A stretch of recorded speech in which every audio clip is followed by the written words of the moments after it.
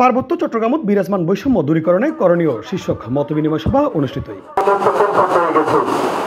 21 September Chittagong নগরের court building auditorium হলত এই অনুষ্ঠান অনুষ্ঠিত হয়। এডে বিভিন্ন দলের রাজনৈতিক নেতৃবৃন্দ উপস্থিত আছেন। সর্বদলীয় ঐক্য পরিষদ করে এই পার্বত্য চুক্তিকে বাতিলের জন্য অনেক দাবি জানিয়েছিলাম এবং বেগম খালেদা জিয়ার নেতৃত্বে প্রফেসর গোলাম আজম সাহেবের নেতৃত্বে সেদিন লং মার্চ হয়েছিল পার্বত্য জেলাগুলোতে এবং এই পার্বত্য চুক্তি যে আমাদের অধিকার খর্ব করেছে এটা এস্টাবলিশ হয়।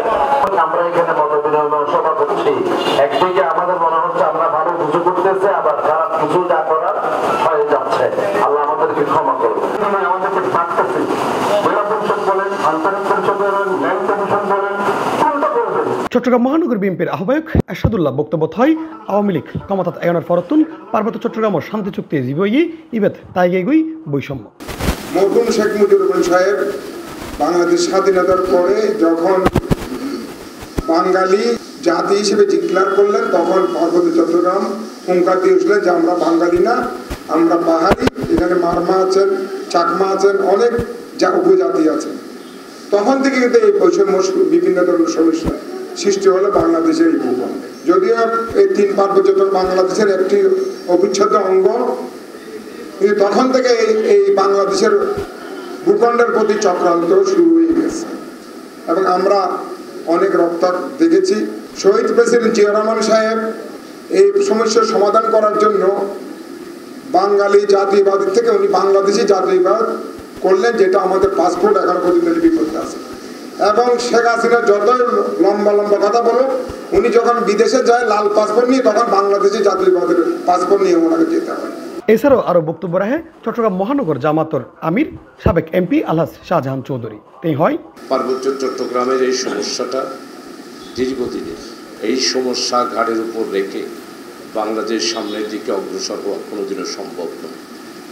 এই জন্যে অন্তর্বর্তীকালীন সরকারের প্রধান উপদেষ্টা মাননীয় ডক্টর ইউনূস সাহেব, বিশ্ব স্কলার, নোবেল বিজয়ী, আমি ওনার পরিষদ এবং উপদেষ্টাদের কাছে আহ্বান করব, গত 3 দিন আগে যে ঘটনা ঘটে গিয়েছে, 2 দিন আগে অতি সত্বর উপদেষ্টা পরিষদের বৈঠক করে পার্বত্য চট্টগ্রামের ব্যাপারে উপদেষ্টা পরিষদের পক্ষ থেকে একটি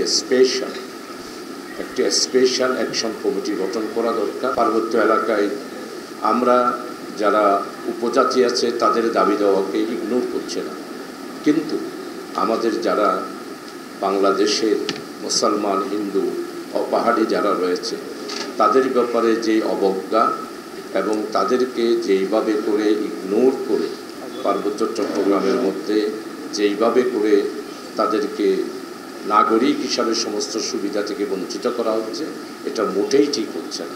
পার্বত্য চট্টগ্রামত যে অবস্থা বর্তমানে সৃষ্টি হয়ে ইয়ান কিভাবে সমাধান করা যায় এই বিষয়ে শীর্ষক মতবিনিময় সভায় আরও উপস্থিত আছেন জামাত এবং বিএনপির অসংখ্য নেতাকর্মী এবং খুব শীঘ্রই পাহাড়ত শান্তি ফিরিবেলা বলি হাজ গরিবের আশ্বাস দেয় তারা। ইফতেখার নতিশন, C+ চট্টগ্রাম।